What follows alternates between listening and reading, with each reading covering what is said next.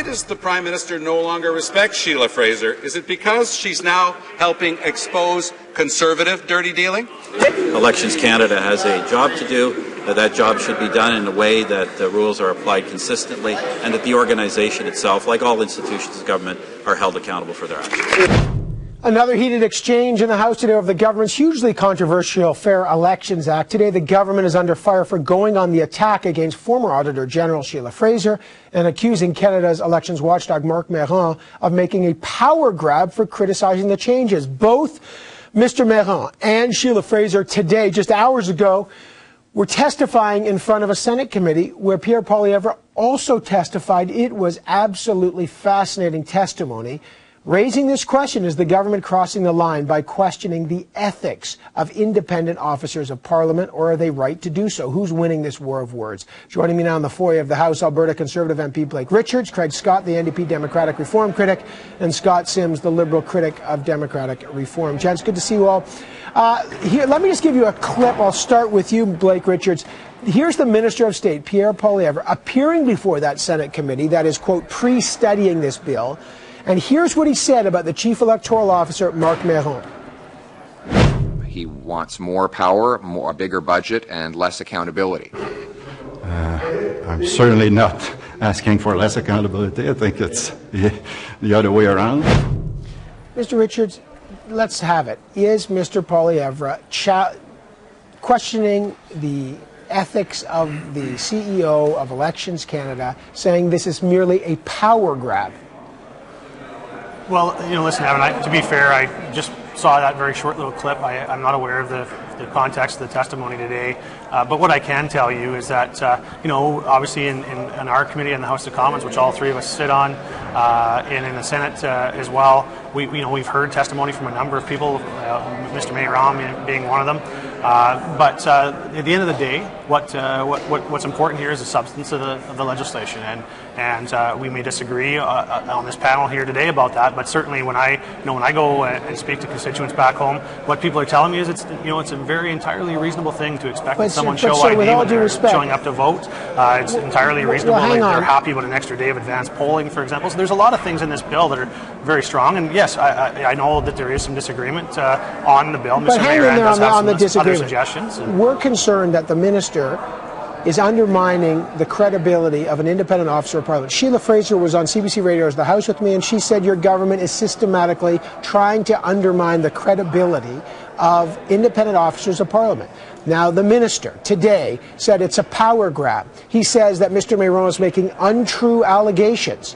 In your view, now this is a war of words. Is your government attacking the credibility and the ethics of Marc Meron?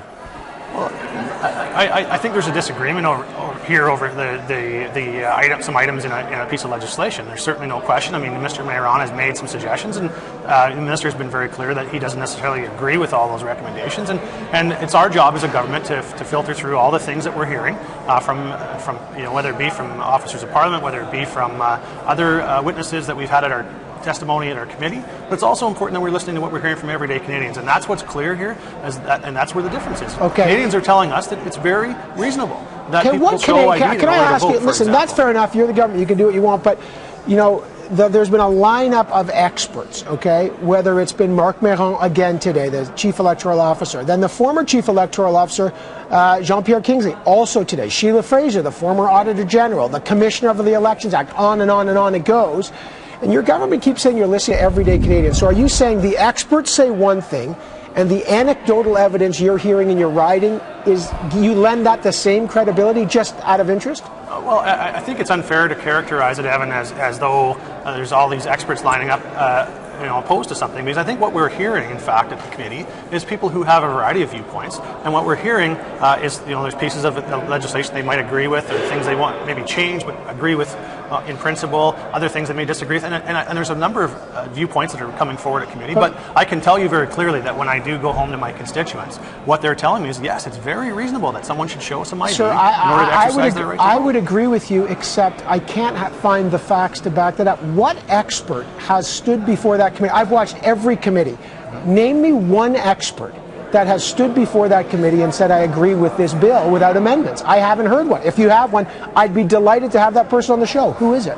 Well, I think, Evan, what I'm indicating here is that there's a difference between saying someone is completely opposed to something and completely in favor of something, and so there being some ground in the middle. And I think that's largely what we're hearing here. I think people are saying, we like this part, we might not like that part. I think we have had a couple of witnesses, certainly, that did show that they had a pretty strong agreement with most aspects, if not all of the bill. But, we're hearing a variety of different viewpoints. But one of the very key parts of this bill that I think is very important is the fact that someone shows ID in order to vote. And we've heard a variety of viewpoints on that, but I can tell you very clearly that what I hear from people when I talk to constituents and other everyday Canadians, they're telling me it is a very reasonable thing to expect someone to show ID. And there is in fact 39 different forms of ID that someone can bring in order to cast their vote.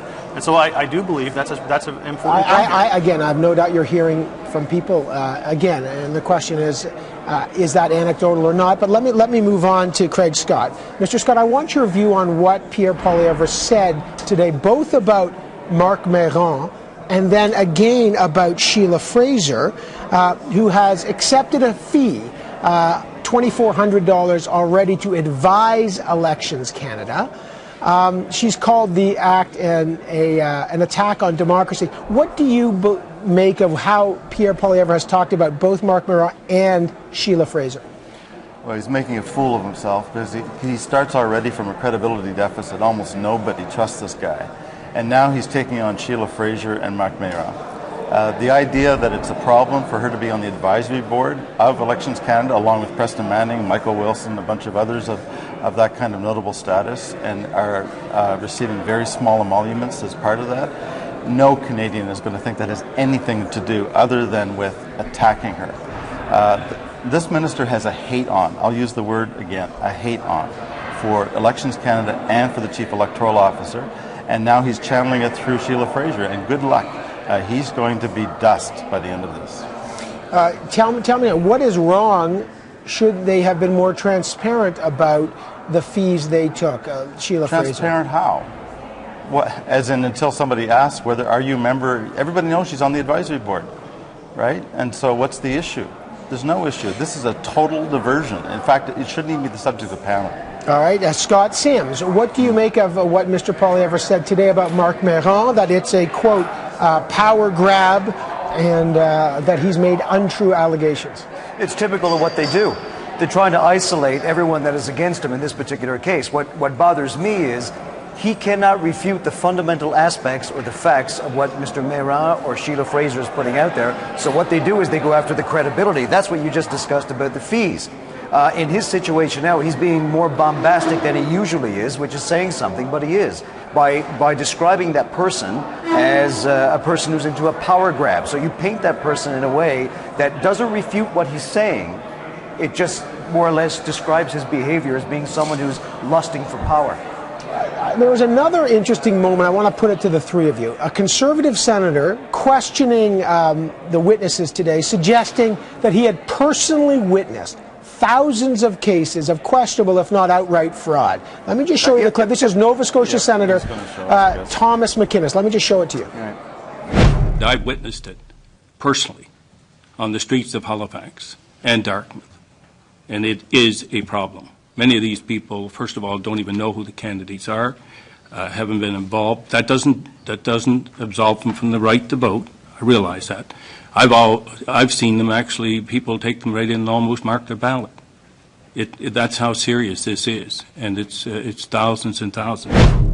Mr. Richards. Now again, we heard a Conservative MP, Mr. Butts, say he'd eyewitnessed voter fraud. He apologized later because he actually didn't witness it. Now you've got Conservative Senator McInnes alleging he's personally seen thousands of questionable cases.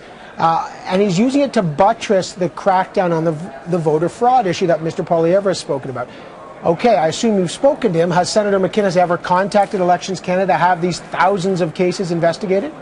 Well, just very quickly before I do, Evan, if I could just also respond to that question you asked about the disclosure. I think it is important that when a witness comes before a committee that they do disclose any. Oh, for God's sake, answer the question. Whether it be someone who has a contract with Elections Canada, or whether it be like today we had someone who had run for the NDP as a candidate and then engaged as a voter contact robocall person for the NDP in the last and asked election, for who strengthening failed of the to rules. disclose Hang Asked on. for strengthening it's of the important that rules. someone discloses that information. Okay, do you think that just on that? Okay, fair enough. Do you think that This is the guy undermines? who was, Do you think that charged with undermines Sheila robo-fraud. Fraser's credibility, Mr. Edwards? Unbelievable. So yeah, in terms of the comments by the senator, it's the first I heard of them. Obviously I have to take him at his word. He probably has witnessed such a thing. We all have heard these anecdotal pieces of the stories that we hear about this kind of thing taking place, and I'll take him at his word that he in fact did witness it.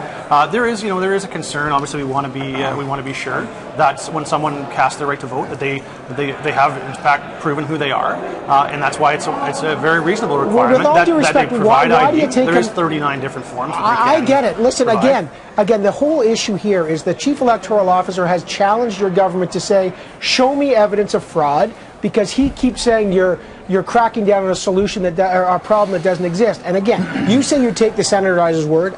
Fair enough. But in the wake of what Mr. Butts made up a case, why take him at his word? Why didn't he report this? Doesn't that bother you that a senator suddenly reveals he eyewitnessed thousands of cases of possible fraud and he never reported it?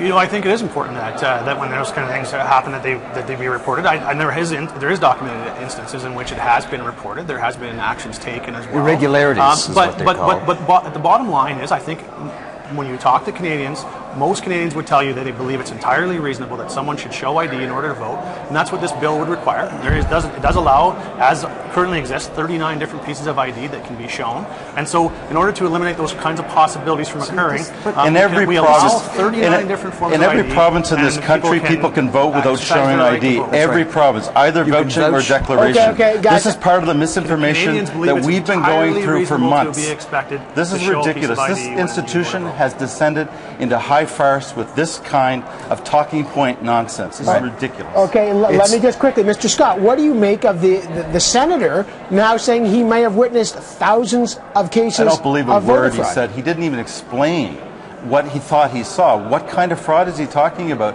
And why hasn't he come forward and said, I want to be a witness before our committee? There's nothing there. There's absolutely nothing there. This is part of a diversionary strategy.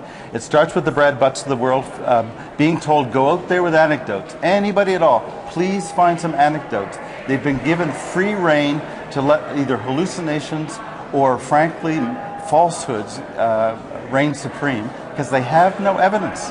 We tabled a motion in the House in the committee last night saying we want the Library of Parliament to summarize all the testimony that we've received so far so that everybody is starkly faced with the fact that they have no support, they have no evidence. All right, Mr. Sims, last one. I mean, there's more allegations of voter fraud. What do you make of all that? Well, I see. Here's the issue. They're trying to pretend like it's an exercise in independence for the actual commissioner, and they're trying to pretend that they're opening up for more people, like having more pieces of identification. But they keep saying health cards. They keep saying health bracelets. They don't have the address. That's the third thing that you have to prove, that you live in the riding, which is not in these pieces. It's an exercise. They're isolating the commissioner, and it's an exercise in voter suppression to the people that they don't feel will vote for them. It's quite evident they can't refute the facts at all, and now they've resorted to attacking the people who are against them. All right, I got 10 seconds. Mr. Richard, just last question. You've said repeatedly throughout the program that you keep hearing anecdotally from people in your riding that they support Bring this them bill. to the committee. Will the government bring somebody who's regarded as an expert? I know Tony Clement has questioned the expertise of Marc Mayron and the commissioner and others, but will any expert come to this committee and agree with the bill without amendments? Can you tell us that? Well, I think we've seen people who've come and agreed with those points. Who? Like what? But what is important here is that we take all of the things we've heard and we factor them in, and one of those things is we hear from Canadians that it's entirely reasonable to expect someone to show ID. You've not heard that at all. Bring them before the committee. There's not been a single one of these ordinary Canadians appearing before the committee. We need to be able to protect. This is a joke. It's a total joke. We have to require that ID, and there is 39 forms, and despite what some of the others on this panel are saying, there are a number of those pieces which show an address. Listen, I have no doubt, many witnesses who come before the committee who've indicated to us they're not aware of what they need to to bring. So I have no doubt we you were hear- requiring Elections Canada to better show that. And by the way, have no Evan, this doubt act that you has hear a from lot to everyday do with more Canadians. than vouching But and I've just, ID. Sure, I can't let this go. I know we have 10 seconds. Mr. Richard, you say that you've heard from experts on the committees who have said this is a good bill as it is. Please, I'm asking you again, can you name that person? I'm happy to have that person on the show. What expert appeared before a committee that said keep the bill as is? We've had a number of them that have come forward with supporting various provisions of the bill, and I'd be happy to provide you some names of people. Yeah. Okay, I got to leave it there. And listen, let's continue this debate. It's an open debate. I want to have this debate. Blake Richards, Craig Scott, Scott Sims, I appreciate your time as always, gentlemen. Thanks. Thanks, Evan. Thanks, Evan.